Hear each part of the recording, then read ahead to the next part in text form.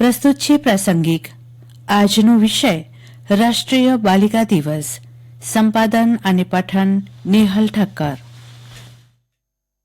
ભારતમાં દર વર્ષે 24 જાન્યુઆરીના રોજ રાષ્ટ્રીય બાલિકા દિવસ મનાવવામાં આવે છે, જેનો હેતુ ભારતમાં લૈંગિક અસમાનતા વિશે જાગૃતિ વધારવાનો છે. રાષ્ટ્રીય બાલિકા દિવસ મનાવવાનો ઉદ્દેશ્ય શિક્ષણ, આરોગ્ય, કામ અને જીવનના અન્ય પાસાઓમાં મહિલાઓ અને છોકરીઓ સામે આવતી અડચણો દૂર કરવાની દિશામાં કામ કરવાનો છે. સમાજમાં મહિલાઓને પણ તક આપવાનો છે. રાષ્ટ્રીય બાલિકા દિવસ એટલા માટે મનાવાય છે જેથી સમાજમાં મહિલાઓને સમાન દરજ્જો મળી શકે. રાષ્ટ્રીય બાલિકા દિવસના ઇતિહાસ પર નજર કરીએ તો મહિલા અને બાળ વિકાસ ભારત સરકાર દ્વારા 2008માં રાષ્ટ્રીય બાલિકા દિવસની શરૂઆત કરવામાં આવી હતી. ત્યારથી આ દિવસ દર વર્ષે ઉજવવામાં આવે છે. 24મી જાન્યુઆરીએ ભારતના પ્રથમ મહિલા પ્રધાનમંત્રી ઇન્દિરા ગાંધીને નારી શક્તિ તરીકે યાદ કરવામાં આવે છે. આ દિવસે ઇન્દિરા ગાંધીએ પ્રથમ વખત પ્રધાનમંત્રી તરીકેનો કાર્યભાર સંભાળ્યો હતો. તેથી જ આ દિવસને નેશનલ ગર્લ ચાઇલ્ડ ડે તરીકે ઉજવવામાં આવે છે.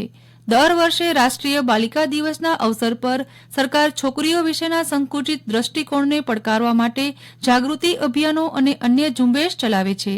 મહિલા અને બાળ વિકાસ મંત્રાલય દ્વારા રાષ્ટ્રીય બાલિકા દિવસ પર વિવિધ કાર્યક્રમોનું આયોજન કરવામાં આવે છે, જેમાં save the girl child, child sex ratio અને બાળકી માટે સ્વસ્થ અને સુરક્ષિત વાતાવરણ બનાવવા સહિત અનેક જાગૃતિ કાર્યક્રમોનો સમાવેશ થાય છે. આ અભિયાનોથી લોકોની માનસિકતામાં પરિવર્તન કરવામાં મદદ મળી છે. ખાસ કરીને ગ્રામીણ વિસ્તારોમાં છોકરીઓના શિક્ષણ અંગે ઘણી જાગૃતિ આવી છે. આ અભિયાનો સમાજના લોકોની માનસિકતા પર ખૂબ પ્રભાવિત થયા છે. હવે લોકો છોકરાઓની જેમ છોકરીઓને સમાન આદર અને અધિકાર આપી રહ્યા છે. રાષ્ટ્રીય બાળ દિવસ નિમિત્તે સલામતી, શિક્ષણ, લિંગ રેશિયો, છોકરીઓના આરોગ્ય જેવા મુદ્દાઓ પર વિવિધ પ્રકારના અભિયાનો ચલાવવામાં આવે છે. શેરી નાટકો દ્વારા લોકોને જાગૃત કરવામાં આવે છે. દેશની દીકરીઓ પોતાના અધિકારો પ્રત્યે વધુ જાગૃત થાય તે આશયથી પ્રતિવર્ષ તારીખ 24 જાન્યુઆરીને સમગ્ર દેશમાં રાષ્ટ્રીય બાલિકા દિવસ તરીકે ઉજવવામાં આવે છે. આ દિવસને વધુ ખાસ અને યાદગાર બનાવવા માટે મહિલા અને બાળ વિકાસ વિભાગ તથા ગણેશ વાસુદેવ માવળંકર સંસદીય અભ્યાસ અને તાલીમ બ્યુરો, ગુજરાત વિધાનસભાના સંયુક્ત ઉપક્રમે રાષ્ટ્રીય બાલિકા દિવસ નિમિત્તે વિધાનસભા ગૃહ ખાતે 24 જાન્યુઆરીએ તેજસ્વીની વિધાનસભાનું આયોજન કરવામાં આવ્યું છે. ગાંધીનગર બેઠક પરથી ચૂંટણી મહિલા અને બાળ કલ્યાણ મંત્રી ભાનુબહેન બાબરિયાએ તેજસ્વીની વિધાનસભા વિશે માહિતી આપતા જણાવ્યું હતું કે ગુજરાત વિધાનસભાના અધ્યક્ષ શંકર ચૌધરીના અધ્યક્ષસ્થાને યોજાનાર તેજસ્વીની વિધાનસભાનું ઉદ્ઘાટન મુખ્યમંત્રી ભૂપેન્દ્ર પટેલ કરશે. મંત્રી ભાનુબેન બાબરિયાએ વધુમાં જણાવ્યું હતું કે ગુજરાતમાં પ્રથમ વખત 24 જાન્યુઆરીએ 1 કલાક ગુજરાત વિધાનસભાનું સમગ્ર સંચાલન દીકરીઓ દ્વારા કરવામાં આવશે.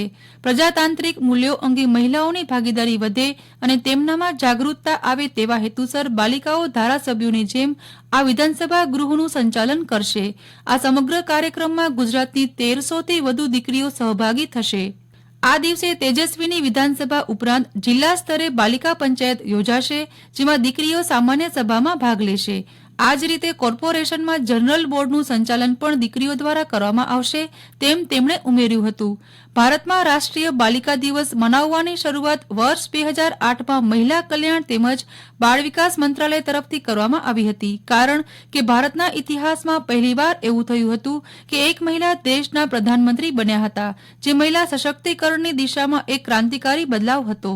ભારતીય બંધારણ સાર્વભૌમત્વ, સમાજવાદ અને બિનસાંપ્રદાયિક સિદ્ધાંતોને ભરેલું છે.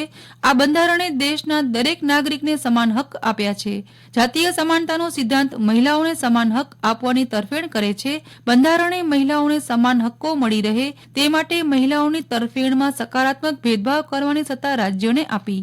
આ દિવસ મનાવવાનો મુખ્ય ઉદ્દેશ્ય દેશની છોકરીઓને એમના અધિકારો પ્રત્યે જાગૃત કરવાનો છે.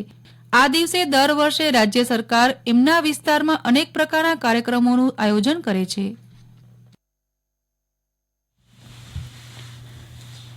પ્રાસંગિકમાં આજનો વિષય હતો રાષ્ટ્રીય બાલિકા દિવસ. સંપાદન અને પઠન નેહલ ઠક્કર.